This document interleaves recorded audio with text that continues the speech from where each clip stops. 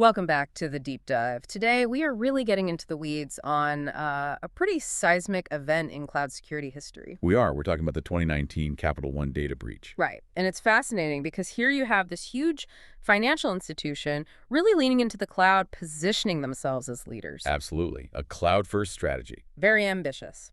And then boom, one of the biggest data breaches ever, over 106 million people affected. It just shows this terrifying gap sometimes between wanting to be cutting edge and actually securing it properly. It's a huge lesson, a really harsh one, frankly, for anyone operating in the cloud. It doesn't matter if you're building apps or, managing risk at the enterprise level.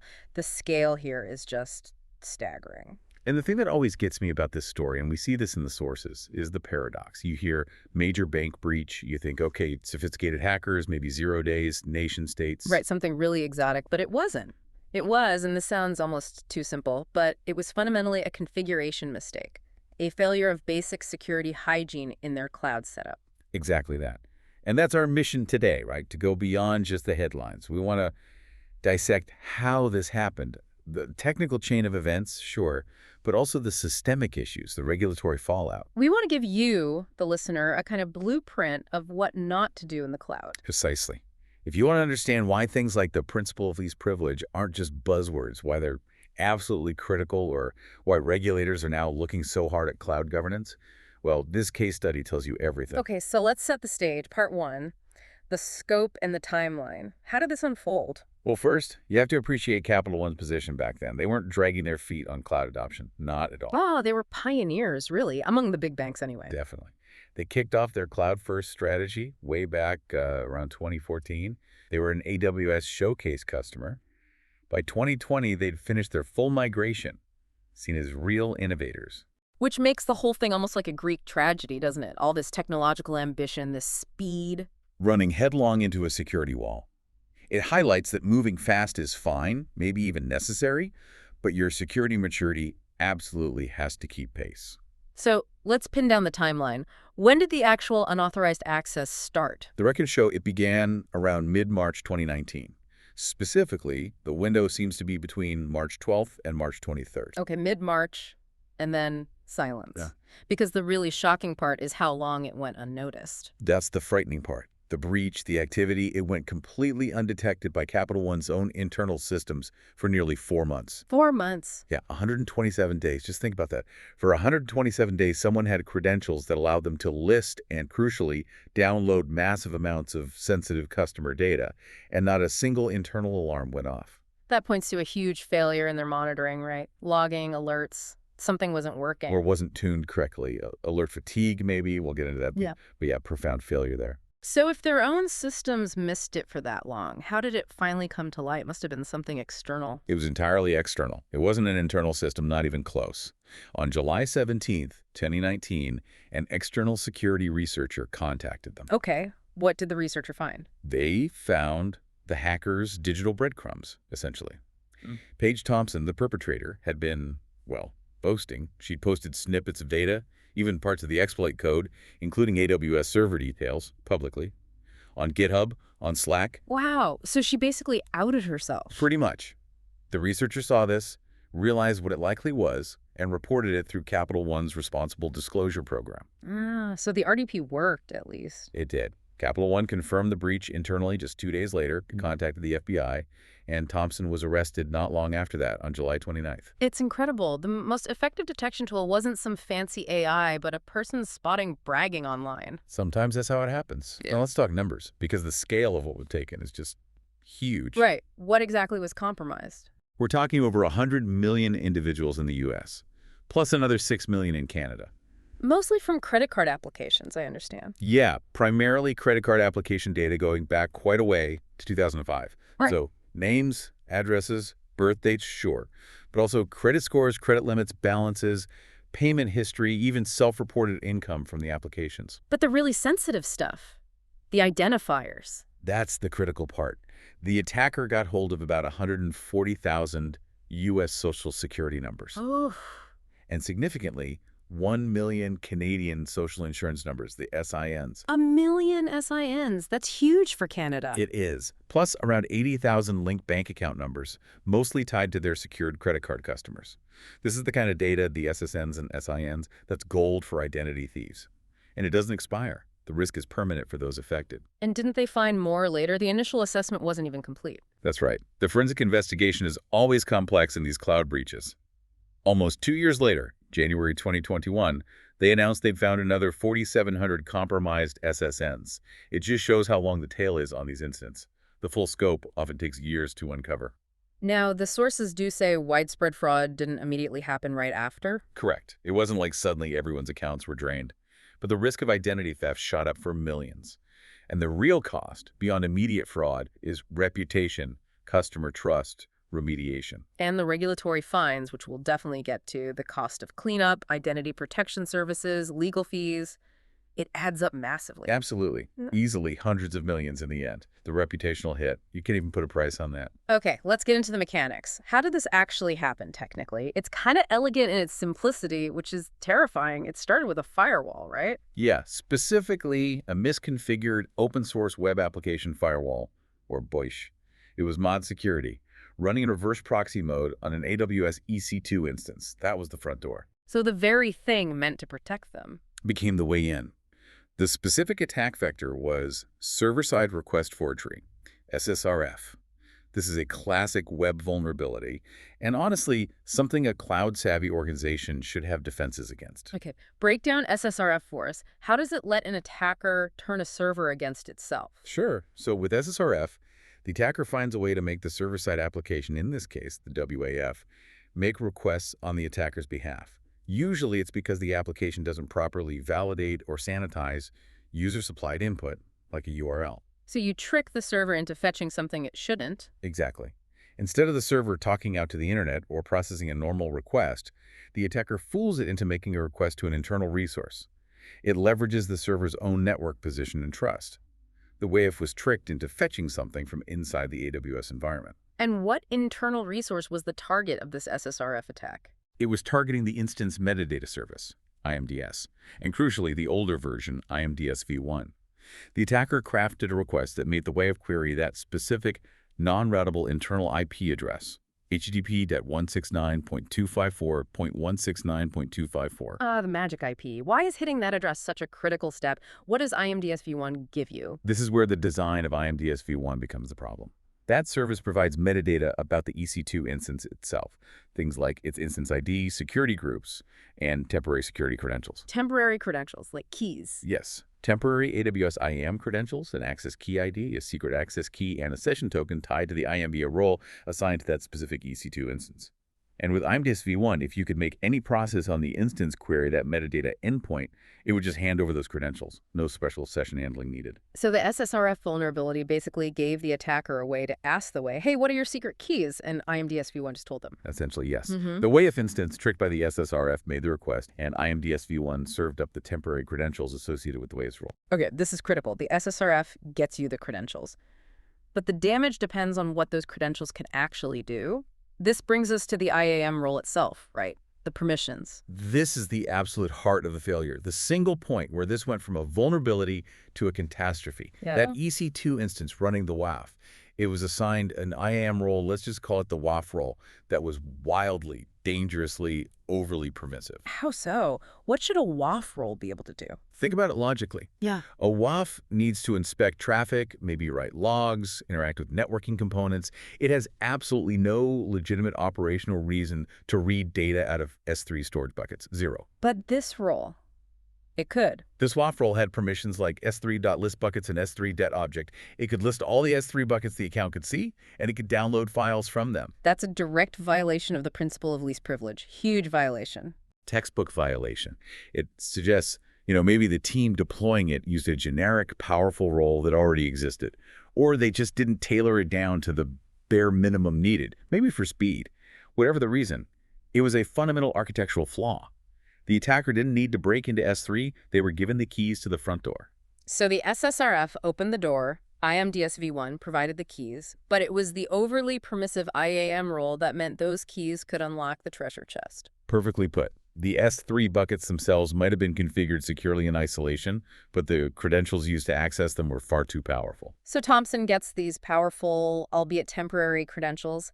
How did she actually pull out 30 gigs of data? She used standard AWS tools, the AWS command line interface, the CLI, from outside Capital One's network using those stolen credentials. Okay. First step, run a stay3ls. That command, using the compromised role's permissions, listed all the S3 buckets the role was allowed to see. Reconnaissance, basically. Using their own privileges against them. Exactly. And because the role was so broad, she found over 700 buckets containing customer data. 700. Yep.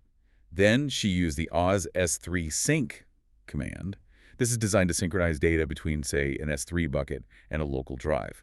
She pointed at the target buckets and just downloaded the contents, about 30 gigabytes in total. And she covered her tracks how?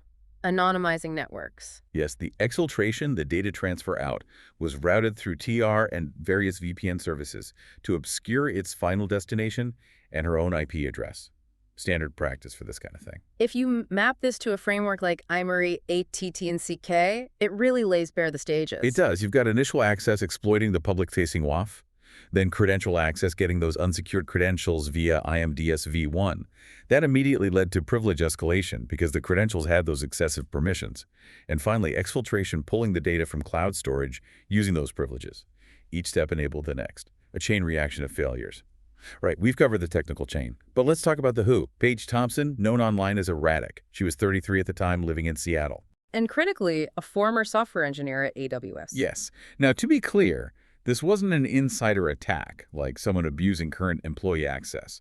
She wasn't working there anymore, but that past experience is absolutely relevant. How so? Gave her specific knowledge. It gave her deep, specialized knowledge of the AWS platform. She understood its architecture, its services, and, crucially, common ways things get misconfigured in large, complex deployments. She knew where to look for weaknesses like IMDSV1 being exposed or IAM roles being too broad. It wasn't random. Her background likely guided her choice of attack vector. And her motives weren't purely about stealing data for fraud, were they? The sources mention cryptojacking, too. Yeah, it seems to have been a mix. There's evidence she used some of the compromised server resources for cryptocurrency mining cryptojacking. That's definitely a financial motive. But there was more to it. There also seemed to be a significant element of, well, ego.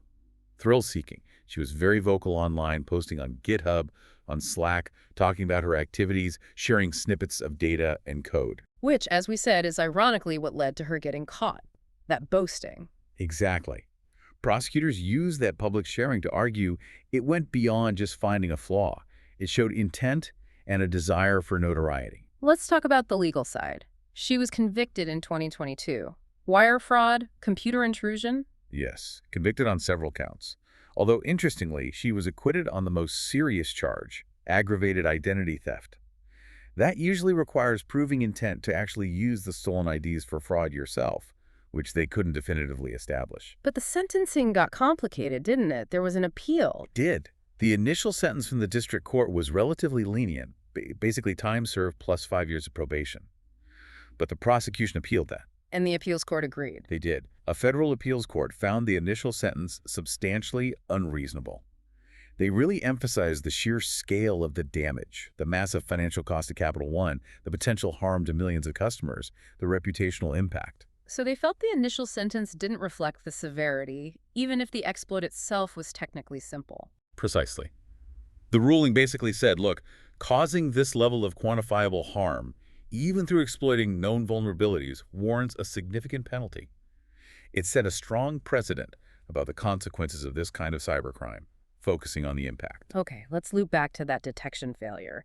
127 days. Capital One, a sophisticated bank using AWS's own security tools like CloudTrail and GuardDuty, why didn't they catch this massive data outflow? It really boils down to most likely two related issues: poor tuning and alert fatigue. Meaning they had the tools but weren't using them right? Probably. CloudTrail logs basically every API call in your AWS account. GuardDuty uses machine learning to detect anomalies, unusual activity. In theory, GuardDuty should have flagged things like, hey, this WAF instance that never talks to S3 is suddenly querying IMDS repeatedly and then syncing terabytes of data out. That's way outside normal behavior. So why didn't it fire an alert? Or why wasn't the alert acted upon? Could be several reasons. Maybe the baseline for normal wasn't set correctly. Maybe the thresholds for alerting on data volume were too high.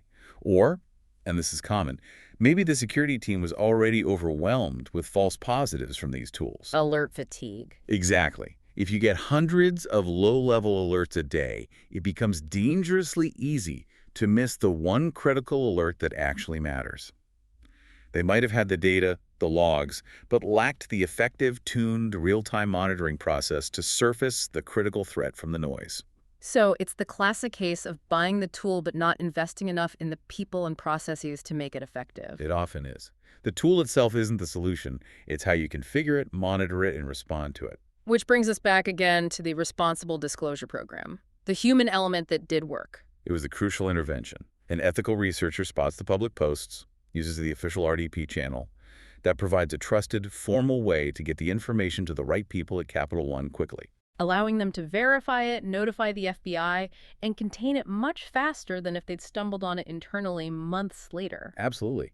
It underscores why having an RDP is so important. It's not just good PR, it's a vital safety net. It acknowledges that sometimes your best defense is someone outside your organization pointing out a blind spot. Okay, so we've dissected the technical mistake, the WAF, the SSRF, the IAM role. But if we zoom out, the sources really point to broader systemic failures within Capital One that allowed this to happen. It wasn't just a tech slip-up. No, definitely not. The root cause systemically seems to be a misunderstanding or perhaps an under-implementation of the shared responsibility model in the cloud. Explain that model again. AWS secures the cloud itself. Right. AWS handles the security of the cloud, the physical data centers, the hardware, the core network, the base hypervisors. But the customer, Capital One, in this case, is responsible for security in the cloud. Which means Everything they configure and deploy. Their operating systems, their network traffic rules, patching their software, managing user access, and critically configuring things like WAFs and IAM policies. Capital One couldn't just assume AWS handled everything. And that overly permissive IAM role we keep coming back to, that falls squarely on Capital One's side of the line. 100%. That wasn't an AWS failure. It was a Capital One configuration and governance failure. The existence of that role, granting S3 read access to a WAF instance, demonstrates a breakdown in their internal security architecture processes. The principle of least privilege wasn't just violated, it seems like it wasn't adequately enforced as a core design principle. Were there other organizational factors, things like moving too fast? The sources, particularly the regulatory findings we'll discuss, point to that. Things like potentially prioritizing speed and agility in the cloud migration over thorough upfront risk assessments. Maybe skills gaps in the teams actually doing the cloud security requires specific expertise. It sounds like cybersecurity might have been treated more as an IT operational issue, not a core strategic risk managed at the highest levels. That's often the underlying problem in these situations. If the board and senior management aren't driving a culture where security is embedded in strategy, not just a compliance task, then these kinds of gaps can easily open up, especially during major transformations like a cloud migration. And this lack of strategic oversight didn't escape the regulators. Let's talk about the fallout, the penalties. Huge costs overall. Massive. We mentioned the $190 million class action settlement for the affected customers. That covered things like extended credit monitoring, identity theft protection, real money. But the really significant penalty, the one that sent shockwaves through the industry, was from the OCC, the Office of the Controller of the Currency. Yes. The OCC hit them with an $80 million civil money penalty. And the reason for this fine is incredibly important to understand. Right. It wasn't simply you got breached, pay up. It was about why the breach was possible. Exactly. The OCC explicitly stated the fine was for Capital One's failure to establish effective risk assessment processes prior to migrating significant information technology operations to the public cloud environment. Prior. So it was about the lack of due diligence before the move, not just the incident itself. Precisely. They failed to properly assess the risks inherent in that cloud migration. The OCC also pointed fingers at their internal audit function. What did they say about the internal audit? They said the internal audit failed to identify numerous control weaknesses. It didn't adequately check if the detective controls the monitoring systems like CloudTrail and GuardDuty were actually configured and tuned effectively to spot something like this. They also noted that Capital One hadn't been quick enough to fix previously identified security issues. So it paints a picture of governance failure. Known weaknesses weren't being addressed with enough urgency, and the internal checks weren't catching the big configuration risks. That's the takeaway. It suggests risk wasn't being properly escalated or prioritized at the executive level. And this OCC action really set a precedent, didn't it, for the whole financial sector regarding cloud adoption? Absolutely. It sent a clear message. If you're a regulated financial institution moving to the cloud, you must demonstrate mature, documented risk management, governance, and board-level oversight before you make the leap. It's not just a tech project. It's a fundamental shift in your risk posture that regulators will scrutinize intensely. The $80 million wasn't just a fine, it was a warning to the entire industry. Okay, we've pulled apart the failures, technical, systemic, governance. Now let's focus on the positive, the lessons learned. For everyone listening, what's the blueprint for preventing something like this? What technical steps should have been in place? The single biggest technical fix relates directly to the exploit vector, upgrading the instance metadata service. Organizations absolutely need to mandate the use of IMDS-v2. And remind us why IMDS-v2 stops this specific SSRF attack. Because IMDS-v2 introduces session-oriented requests. Oh, wow. Unlike v1, where a simple GET request could fetch credentials, v2 requires you to first initiate a session with a PET request to get a temporary session token. Then, you have to use that token in the header of your subsequent GET request for the credentials. So it adds an extra step, an authentication token, basically. Exactly. It makes it much, much harder, practically impossible, for a blind SSRF vulnerability where the attacker can make the server send a request but can't easily see the response or craft complex multi-step interactions to successfully retrieve credentials. If Capital One had enforced IMDS-v2 on that WAF instance, the attack likely would have failed right there. Step 2 fails. Game over. Okay, what else? The IAM role is the other huge one. How do you stop overly permissive roles from happening? You need rigor and automation around IAM. This means strict enforcement of the principle of least privilege, obviously. Yeah. But practically, use tools like AWS Access Advisor to see what permissions roles actually use over time and trim the unused ones. Integrate IAM Access Analyzer into your deployment pipelines. So it flags risky policies before they even get deployed. Ideally, yes. Yes. If a developer tries to deploy a role for, say, a logging function, but the policy includes S3 or Dynamod put item, the pipeline should fail to build. It needs review. Policies should be scoped down to the specific actions needed on specific resources. No wildcards unless absolutely necessary and documented. And tackling that detection failure, the 127 days of blindness, how do you make monitoring effective? It's about moving beyond defaults and focusing on behavioral analysis. Tuning tools like CloudTrail and GuardDuty isn't a one-time setup, it's continuous. You need to define what's truly anomalous for your environment. So for that WAF instance, any S3 access should have been a major red flag. Absolutely. That should be a high-severity alert immediately.